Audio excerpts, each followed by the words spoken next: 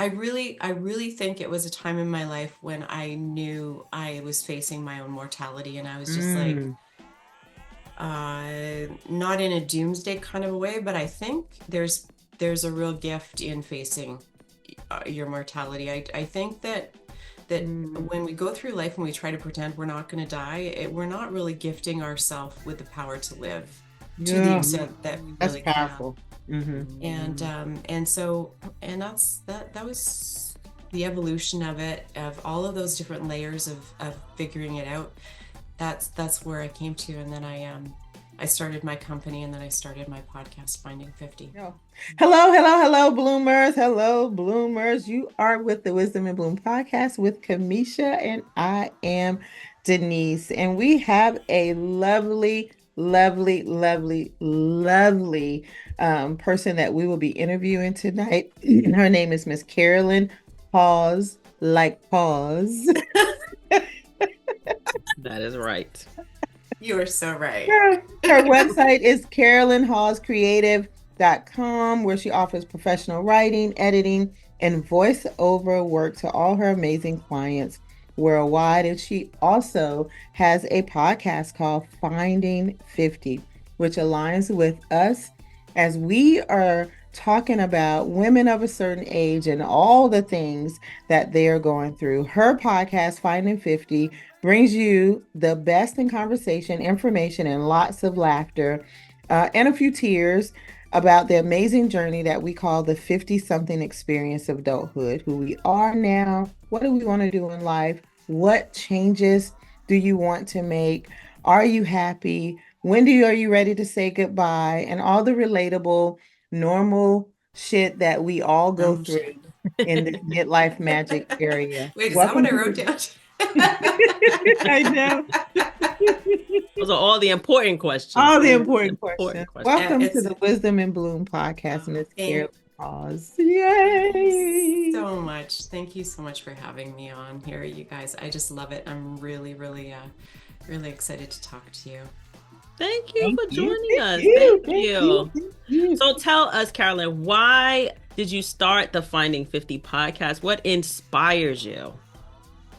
There were a few things happening in my life as I entered into my 50s, and I had a previous career as an editor at a university.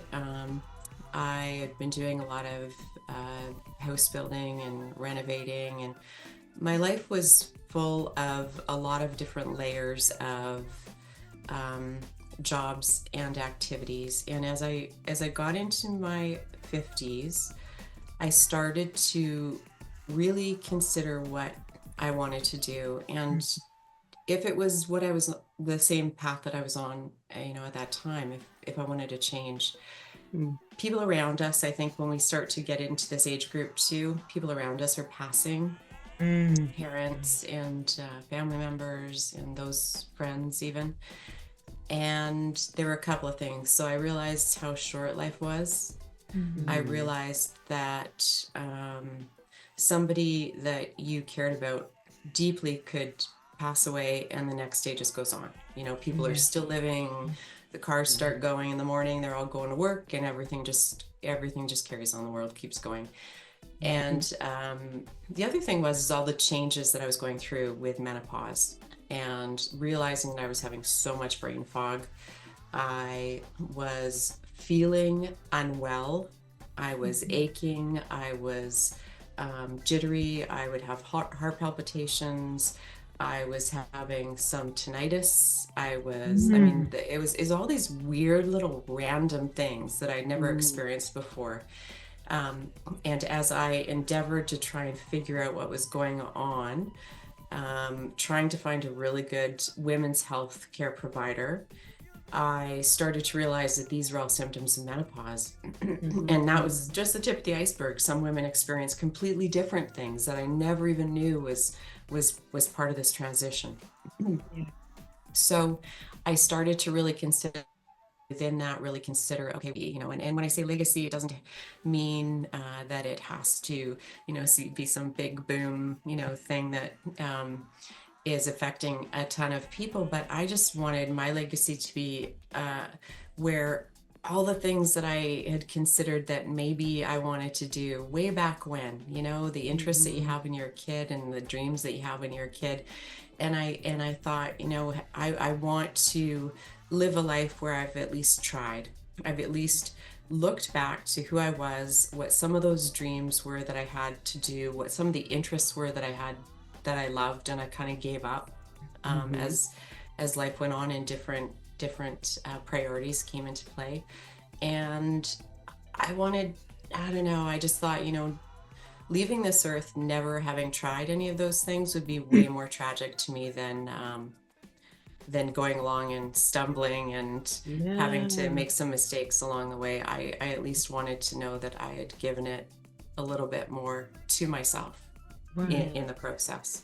Now, how did you move past the fear of that? Because starting something totally different, like in midlife, can be very scary. When you've been doing the same thing for a long time, you get very comfortable, you get very used to it. Even if you are kind of thinking about your mortality and it's like, oh, there's all these other things. Sometimes I think fear stops people from it's paralyzing. Any chances. Paralyzing. Yeah, absolutely.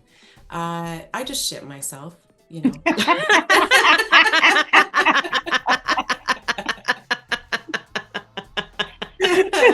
And then the day carried on, and you just people got moving. up and went to work.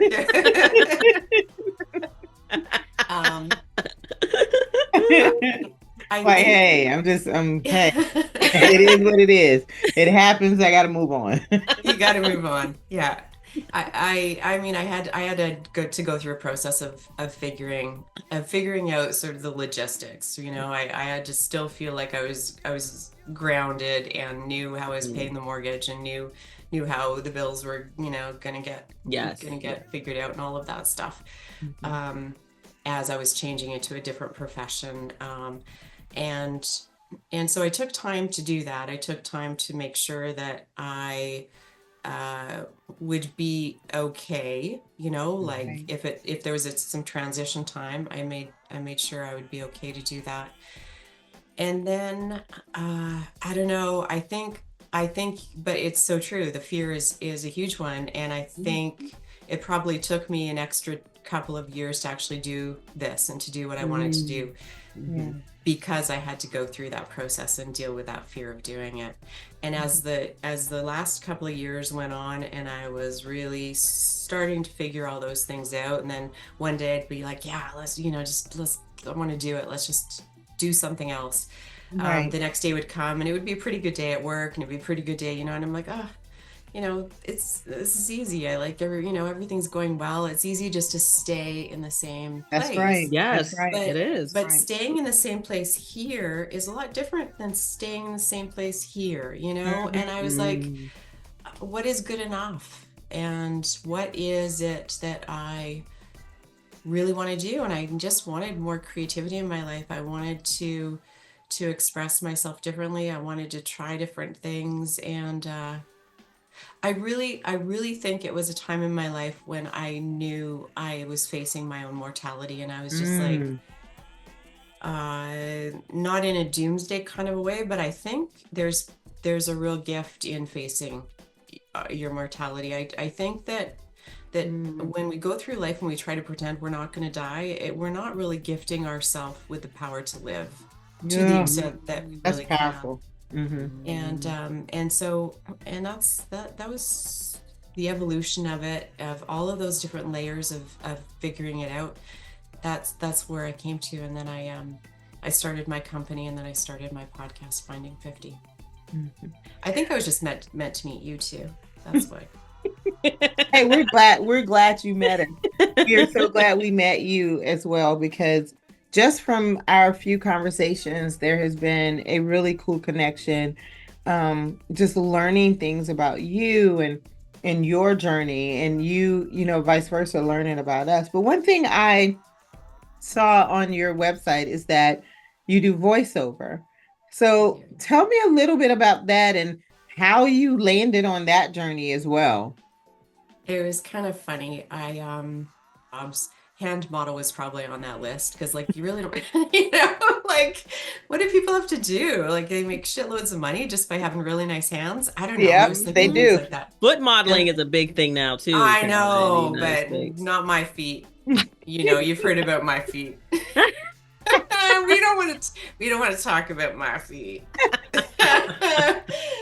Nobody wants to see those dogs. But and I wasn't going to be hand model either. But I think I always loved to even as a kid, for some of my classes, I would on the old recorders, you know, where you push down the buttons, for a few things. When students were having more trouble reading, the teacher would ask me to read the story into the tape, record it, and then they could try and read along while they heard it being read to them. So she gave me this opportunity to do that, and I was young, and I loved it, and I carried that with me. I think I felt that, I guess I was proud and felt that it was a neat thing. The teacher asked me to do it, and I did love it. And then as I got later in life, and I'd done a few things, I had a newspaper when I was in my late 20s, early 30s, that I was the editor of.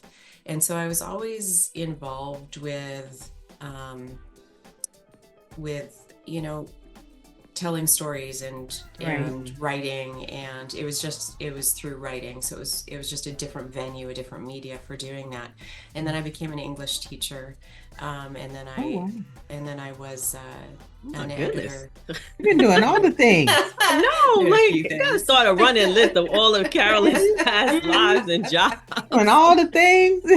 Like, and then I fought that fire, and after that fire, Yeah. I was young and I needed the money. I'm not going to talk about those. Amazing. I love it though. But isn't it so great though? You get to this age and you actually can tell those stories. You can impress yourself with what you've been able to do. You know what I mean? In your life. Yeah. When you look back, isn't that something? I know when you start to look back and I'm like, oh shit. Like if I had to write a resume right now, there is so much shit that I did that I would, you know, obviously you never put on there. But looking at it, I'm like, I am goddamn old. Like, you know, so there's a pride moment, I guess, but then it's also reinforcing how freaking ancient I am. Experience. You know, someone said to me, I was talking about some of the things I've done and where I've traveled to, and I was in a leadership program or something, and this young guy, he's maybe 25, 26. He looks at me, but the look he gave was like, damn, you've done a lot of stuff. And in my mind, I'm thinking, I've lived half of 100 years. If I hadn't done a lot of stuff, there'd be something quite wrong. Yeah. You know what I mean? It's true. And I think that when someone that young looks at you and say that, they don't realize that I'm almost 60 years old. I should have a laundry list of shit that I've done. Yeah. And thank God you do, because if you didn't, it would mean you just coasted. Yeah. You know what I mean? Like you didn't experience and you didn't whatever, and you didn't all the adventures that come along with having a great long life. So yeah. So I wound up doing a bit of voicing when I was at the university. For some courses, because I was in open learning. So our courses that we were developing were for students who were remote and all over the world. And some of the multimedia stuff that we offered allowed me to do voicing. And I did some voicing for the marketing of the university as well, and different commercials. And then I just did that I just volunteered to do it just for shits and giggles, because it was something that I thought would be fun. And it eventually led me to taking it a little more seriously and incorporating it into what I wanted to do when I started my own company. Yeah. I just love this. I just think this is amazing. I feel like because we are all three women who have done different things in life and with our lives and have had different adventures, we like to think that there are other women who have also you know, taken more chances with their lives. But I don't know that there are. You know what I mean? I feel like when we talk to women, like you said, sometimes they coast, you know, or they get to a place in life where they feel like they have all of the things that everyone told them they should have. And they're just like, okay, I'm just going to go with this, and I guess life will start to open up for me. But it doesn't until you start opening it up for yourself. And I wanted to know, even stepping into all of these new things, like what did you learn about yourself and what you were capable of, right, like, and your potential during that point in midlife when you were still out there trying new things. Mm-hmm. So before I started my company, or after I started my company? Before you started your company, before you kind of broke off and started this next new phase. Mm-hmm. As I was starting to do those things, I think it was also, my kids, it was timing. I really think it's a lot of timing. My kids were getting older. They needed my attention less, like I wasn't as involved with everything that they were doing. They were becoming young women, and I was starting to think, well, I have more free time. I'm not driving them here and taking them there and doing this. And what do I want to do with this time? And how do I want to use the time that I have to try to see what I like to do, to try to see and explore what opportunities there are.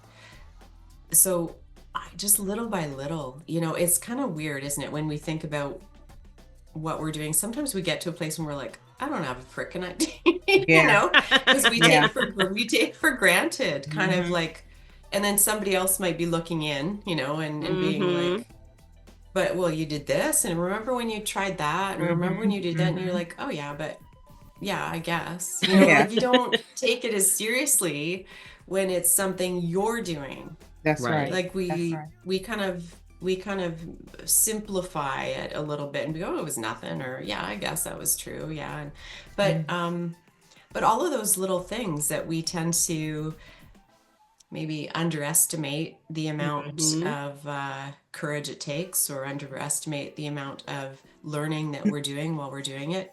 I think it's the culmination of all those little things that all of a sudden gets you to a little place where you're like, I don't know, maybe I could try this thing, and it seems like a little bit of a jump, or a bit more courage, or a bit more risk that it takes to get there. But really, it's not to be forgotten that we've marked those little steps along the way. We've tried to make things a little bit easier for ourselves. And so when we talk about the fear kind of comes in a little bit because you've tested it out and you've done other things and you got through it and you kept going and you survived. And so you look towards something that's a little bit bigger, and your goals become a little bit closer, I guess. Yeah. So that is a really interesting question, because at first when you said it, I was like, I don't even know. Like, I don't, like we don't always remember. Like, it's a bit of a blur. You don't always remember the steps, but sometimes you remember how you feel. Yes. That's true. That's true. So we don't always remember that transitioning period. Like I can't remember a lot of the transitioning period, but if I can think back to that period, I can say, oh, I was really depressed then, or I was this, for some reason, the mechanism in our brain reminds us of how we felt before it reminds us of what we did or something. You know what I mean? It's like the feeling is what really pushes weird. You on. Yeah. And it's just really weird because you can almost take certain milestones in your life and talk about it and know exactly how you felt at that moment. You know what I mean? When it was happening. So it's really weird. That's really weird. But let me just ask you, even in that, what are some of the things that you wish, Carolyn, that women over 40, over 50, over 60 knew about their potentials and the possibilities out there? Because even you were gravitating, and some days you felt content in the state you were in, but still that there was this pull that said, wait, there's something else. I want to do something else. I can feel the transition. I can feel the jump. I don't know how I'm going to do it. I don't know where it's going to come from. I don't know, but exactly. I feel it. What is it that one thing you wish more women knew of their potentials and possibilities? all have that feeling of there's something more. Mm-hmm. You know, we all at one time or another have that feeling of there's something more. Mm-hmm. And we don't necessarily know what it is, but we feel it. And just like you said, you know, things come to us often, the feeling is there, but we don't have the clarity as to why we're feeling it. What I wish that people knew, and I'm still working through it myself, is that nobody cares. Like, nobody. I didn't know you were going to say that. You were ready for some wisdom, right? You're like, I'm just going to say something. I'm going to make a t-shirt out of it. Nobody fucking cares. Nobody fucking cares. Like, honestly, like we But don't you think that holds women back, especially women of a certain age, because they don't know that nobody cares. Yes. They don't know. Yeah. They think everybody cares. They think everybody's watching them. They think everybody's judging them. You know, they think they think their life is on full display. Yes. It's so true. Yeah. It's so true. And it's almost like, you know, Dorothy and the Wizard of Oz, or like one of those movies that we see as kids. It's like, none of it's real. Like, and all of the power is just within you. Right? Like, all of the power to change that, to change where you are, to change whatever it is. You know, look, you're wearing the ruby red slippers. Like, you have that power to change it. I'm about to click the hell out of them heels.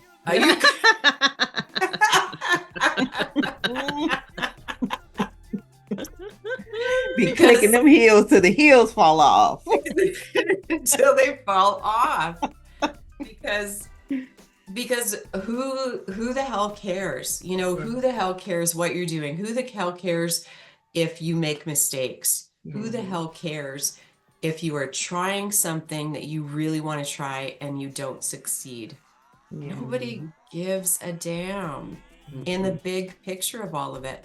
And we hide behind these fears of what others will think of us. And it probably is a good point at some time. I mean, it keeps us reeled in a little bit sometimes, but I mean, when it's affecting our lives, and we're worrying about it, or we're anxious about starting something, and you have these fears of what might happen or the mistakes you might make, the only loss that you're going to feel at the end of your life is that you didn't do it at all. When you didn't do it. And I'm just, you know, I'm working through that too. And I'm, you know, I think there's really almost nothing as sad as a life unlived, you know, like that is when you know that somebody's gotten to a place. That is a goddamn t-shirt. Nothing is sadder than a life unlived. Yeah. But you're right. I think it starts from when we were younger, especially for girls, right? Because you have to be kind of like the good girl, and you have to be on your best behavior, and you know, you have to put on this like show for other people because everyone's watching you and they want to make sure, you know, that you're doing all the things that good girls do. And at some point, we don't realize that people have stopped watching. They're not watching anymore, right? We think they're still watching us. It's like, not necessarily. There might still be a few people. Yeah, there might be a few people, but we've built it up so much that we're thinking everybody is watching, everybody is paying attention. And you're so right. People aren't. They don't even care. You tell them something exciting, you're like, oh my God, we're starting this new podcast and it's going to be wonderful. And they're like, what is it again? What's it called? You where? Oh, that sounds great. You know what I mean? Like they've like moved on, and you have not done this thing or not started this thing for months or years, because in your head, you're like, nobody's going to like it. Nobody's going to want to see me. Nobody's going to care about what I have to think. And then as soon as you start talking, you realize that's not true. And then, like you said, the vast majority, they don't give a shit. And then three, starring in their own movie. And then 3, 4, 5, 6 weeks later, they like, I stumbled onto your podcast. Yeah, it was really good. It was good. Like, what? We talked about this 2 months ago. Right. Or they're saying something like, what is it you said you were starting again? You said you started something. What is it? I know, right? Exactly. That's exactly it. And then they get on just talking about what they had for lunch that day. It's like, Because okay, it's always about them. Like I've told my sons this so many times. I think they're starting to get it. I said, everybody is the star of their own motion picture. Sometimes you're a supporting character. Sometimes you might be an extra in the background. Sometimes you just might be the sidewalk that they're walking on. They don't even know that you're there. Because they are starring in their movie just like you're starring in yours. But we always think that everybody else, is like so focused on our show. No, only if it is some way interjects their movie. That's it. Otherwise, they don't care. That's right. They only focused on themselves. Exactly it.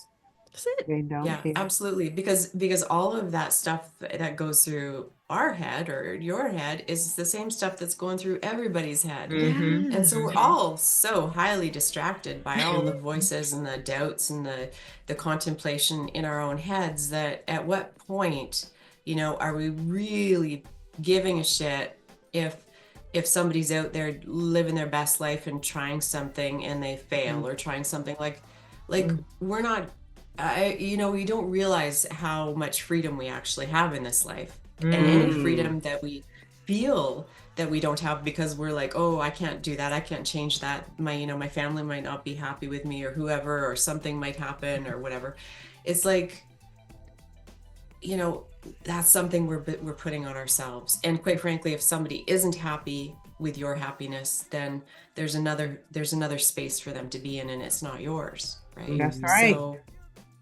So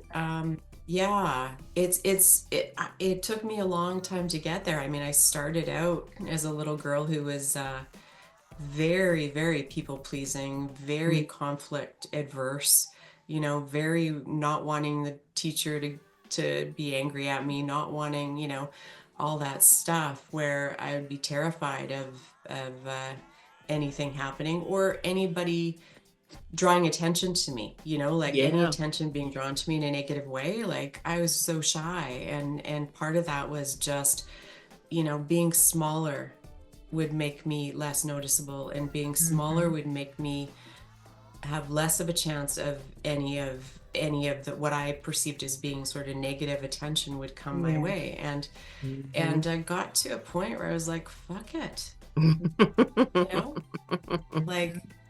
Like if I'm not, I'm not going to be smaller so anybody else is more comfortable anymore. And in little steps, I think we define that for ourselves. And sometimes nobody, even then when I was a kid, like people may not have cared then either, right? So being smaller was my own doing. I wasn't smaller because people made me be smaller. I was smaller because that's how I kind of survived and got through. And that's how we we learn to cope with things, and that's how we do our best to get through situations. But although I don't know about that, Carolyn, I do think sometimes, at least for like our previous generations, like children were to be seen and not heard. They really weren't. So we were shrunk. It's like you come with your excitement and your enthusiasm, and they're like, shut up, go away. You know what I mean? Yeah. So or at least this like is in adult my family, there was a lot of that. And so it wasn't just in my head that people didn't want to hear from me. They basically said, no, we don't. Right. And sometimes, sorry, go ahead. No, go ahead. I was going to say, you're right. And I think though, like, so you have a choice then, right? And as a child, we'll choose the choice. Like, so some kids might be like, still stay in their parents' faces or do whatever. And then there's just this bashing of heads going on, like we don't have to continue doing that. So the things that I did when I was 5 and 10 and 15, because I was managing the world that I saw around me at those times, isn't the same world that I'm living in as I'm 40 and 45 and now 55. And I had to really take a look at, now, am I doing things because they are leading to an advantage for me, or am I doing things because it's a habit that I've learned to be a certain way, or learned to not express myself, or learned to whether, what I even like or what I don't like or what my opinions are about things, right? Because we can just take things and they become so deeply ingrained in a habit of how we live, even when they don't serve us anymore. Yeah. And that was a biggie for me, just realizing, okay, what in this life, what is serving me? Like, is it serving me to be, not exploring my life? Is it serving me to stay in circumstances that I'm not happy in? And I like to think of life as being, I was going to talk to you guys about this. Okay. Here we go. This is like, here we go. Here's the thing. Okay. Here's the thing. Okay. Yeah. Here we go. I got to crack my neck first. So I have thought about, what do we call midlife? Right. So what are we calling? And I kind of freaking don't like the term. Like, I'm not super happy with the, like, you're in your midlife, or she's a, a midlife woman, or middle-aged woman. Mm-hmm. And I was thinking, like, is there, like, why do I even have to be defined like that? Like, I am a woman, and let's hope it's the middle of my life, but who the hell knows, right? Mm-hmm. Like, things changed in a flash. Mm-hmm. And then I was thinking, okay, so I want your take on this. Okay. What if we started calling it, we are in the center of our lives? Because really, I actually like that. If there's a beginning and an end, right now we are in the center of it. And for me, the word center also just sort of symbolizes that, we're right in there. Like, we are in this amazing time. We are right at the center where we've had experiences, and yet we have more to come. But man, this is it. This is where we have the ability to look more inward and center inward more. We have the ability to really contemplate within what we want to do. And when you're in the center, you still have a whole lot ahead of you. So we're in the dash. I heard someone say we're in the dash. Yeah, I heard someone say, like on your gravestone or your whatever, you have your birth date, and then you have the date that you died, and everything you did and lived sits in the dash. So your birth date, and then it's that dash in the center, and then it's your ending date. But what happened in the dash, in the center of that dash?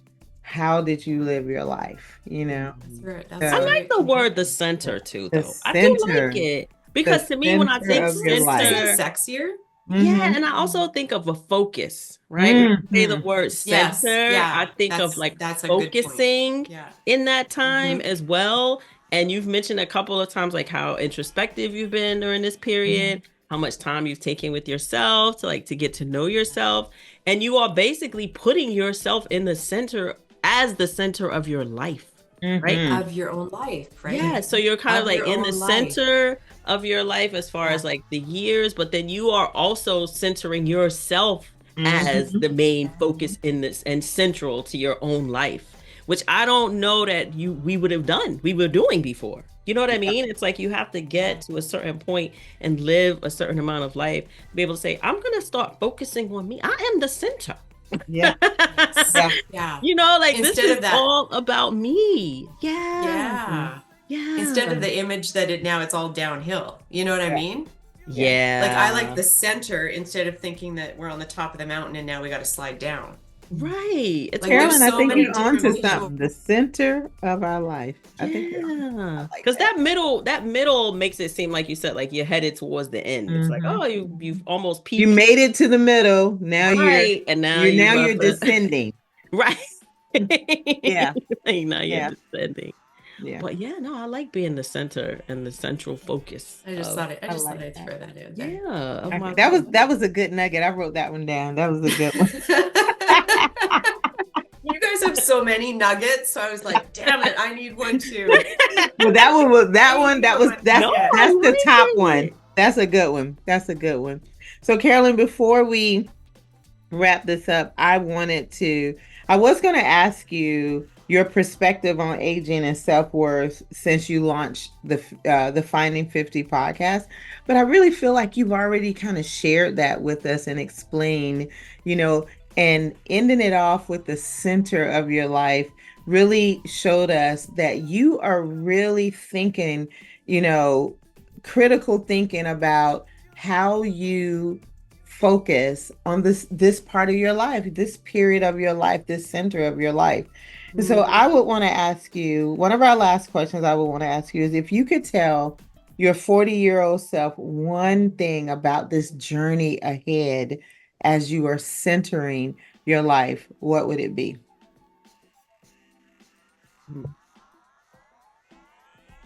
I would tell her that she has all the tools and that she is so capable of creating the life she wants and the life that feeds her soul. And encourage her not to be afraid. I think 40 was still a real transition period for me. And let her know that there's 40 is a transition period for everyone. Yeah. I really do. It's something that happens at 40 that it's almost like the pendulum swings, and it's just something that happens at 40. I went to get a massage at 40 and cried as if someone was killing me. The lady was giving me a massage and thought that I was dying. I was crying. I was crying so hard. It was like she was massaging me, and everything that had happened to me up to that 40 years was releasing. It was just releasing. So that's a whole. We got to talk about. We need another show to talk about that. Now I want to talk about 40. What was happening at 40 for us? I want to know what happened in that massage.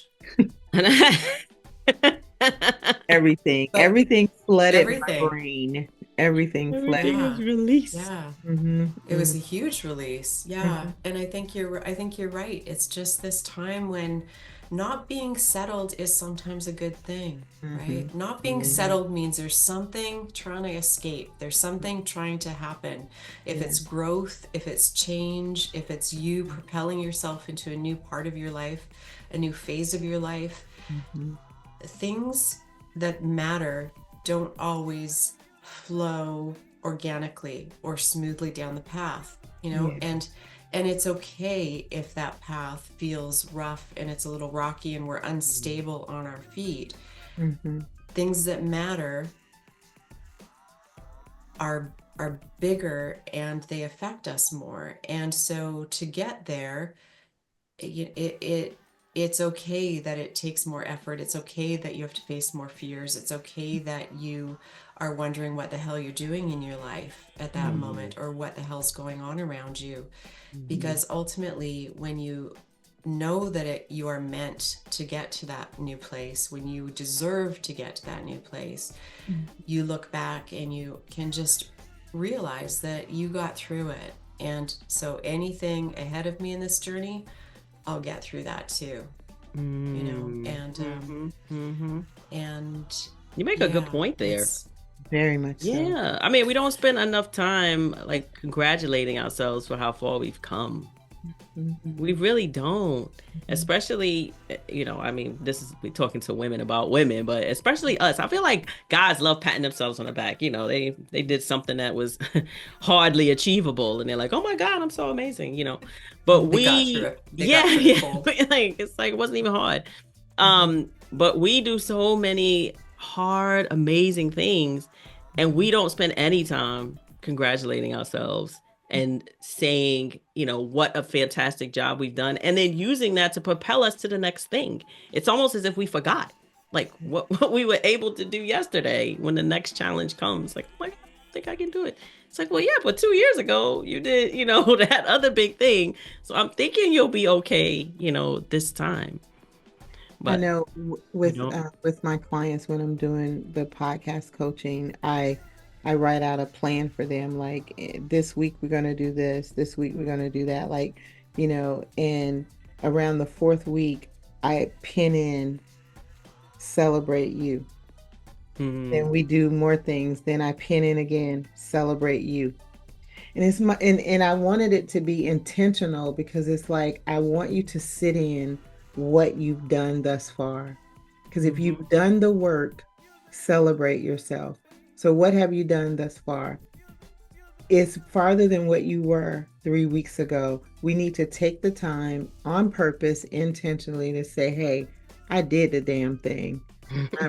I'm doing great, and I'm going to celebrate, myself. It took me a long time to get to that point, to not just celebrate myself, but to allow other people to celebrate me as well.